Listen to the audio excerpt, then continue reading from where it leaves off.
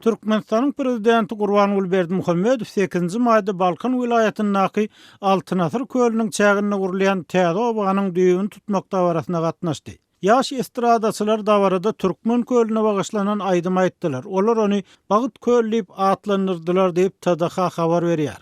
Neşriň maglumatyna görä bu ýerde giňerimli durmuş önümçülük toplumy gurular. Bu dawara BMG'nyň Türkmenistanyň hemişelik utgoşdurjusy Yelena Panowa, BMG'nyň Merkeza üçin öňüne alyş diplomatiýasy boýunça Sewit merkeziniň baş tutany Natalia German, UNICEF'in Türkmenistanyň wekili Şahim Nilofer, BMG'nyň ötüş maksatnamasynyň Türkmenistanyň hemişelik wekiliniň wezipesini ýerine ýetirji Natya Nasvishvili we beýlekler gatnaşdy diýip resmi habarda edilýär. Halkara urumlarynyň Türkmenistanyň işleýän wekilleri 28 fevralda Berdimuhammedow bu Sewitin ekologiýa ýagdaýlary bilen tanışandan hem bu ýere gelipdiler. Sonra täze guruljak owa we beýleki desgalar derarly ata-baba ýaşap oturan owalar Akgaýladan göçürilen we wagtlaýan jaýlarda agyr şertlerde ýaşaýan owa adamlarynyň bir näçesi azatlygyň Balkandaky habarçysy bilen uguşdy. Akgaýlada 100-den gowrak hozalykly sarwa owasy bardy. Her hozalygyň 30-40 sotuk ýeri bardy. Guýlarymyz bardy. Emma bizi 2007-nji ýylyň aýagynda 2008-nji ýylyň başynda Altynasır köl gurulyp başlanyny öz gadymy owamyzdan kopup çykardylar. Jaýlarymyz ýykyldy, mektebimiz ýumruldy, çagalarymyz okuwsy galdy. Emma döwlet biziň halymyzdan habar almagyň pikirini hem etmeýär diýip owa adamlary azatlyga gurrun berdiler.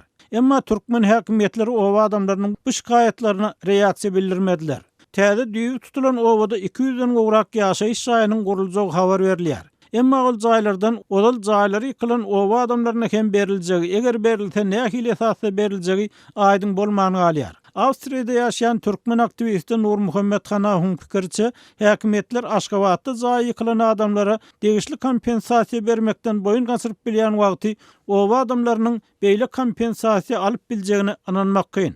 Emel köle barýan suw akawalarynyň umumy düýünlügi 2659 kilometr. Esas akawa vilayatlardan çekilen akawalaryň umumy düýünlügi 1500 kilometrden gowrak. Häzirki döwürde ýygnalyp, soňra köle uğradylýan Akgaýla suw howdanynyň möçberi 970 milyon kub metre barabar diýip habarlarda aýdylýar. Türkmen hökümetiniň tasdiklamagyna görä tebigi taýdan süzmek we häzirki zaman tehnologiýalaryny ulanmak bilen bu ýere ýygnalan şor suwlary adamlaryň bähwitlerine ulanmak mümkinçiligi döredildi. Emma ýerli synçylar şol sany saglyk işgärler bu köliň ziýandan başga peýdasynyň bolup bilmejegini öňe sürýärler. Aprel aýynyň başynda Balkan vilayatyna iş sapar mahalynda pazygaly ýagdaýda ýogalan ýazgy, jurnalist we şahyr Amanrat Bugaýewiň azatlyk bilen söhbetdeşlikde aýtmagyna görä, bu howdany ýygnalmaly suw ýorly, gyzgyn gün astyny buwurmak, topraga siňmek bilen daşgy gurşagy adamlaryň saglygyna uly wehim salýar. Türkmenistanyň suw guruluşçysy odalky türkmen ilçisi Nur Muhammed Hanaw hem bu pikir bilen alalaşýar.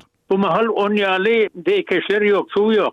Şoň üçin o köl gurap ýene de aralyň ýagdaýy geler. O da birinji nowatda şo ýerde ýaşaýak adamlara ulýan bar. Hanaň pikirçe halkara urumlarynyň Türkmenistanyň işleýän wekilleriniň ýurtdaky ekologiýa, adam hukuklary meselelerine baş galdyrmalygy ören gynançly. Şo ýerde oturup goýja aýlyk alýarlar olar. Şo ýerde oturup işler ýaly. Şoň üçin olaryň hökümete ýanky yaranjak bolup el çarpýarlar. Türkmenistanyň Türkiýedäki we Israildaky ilçisi bolup işleýän Hanahuň inanjyna görä, bu ýagdaýlar häzir günwatar döwletleriniň insan hukuklary meselesine öňki ýyllarda garanyna ören sowuk sala garamaklary bilen hem bagly bolup durýar.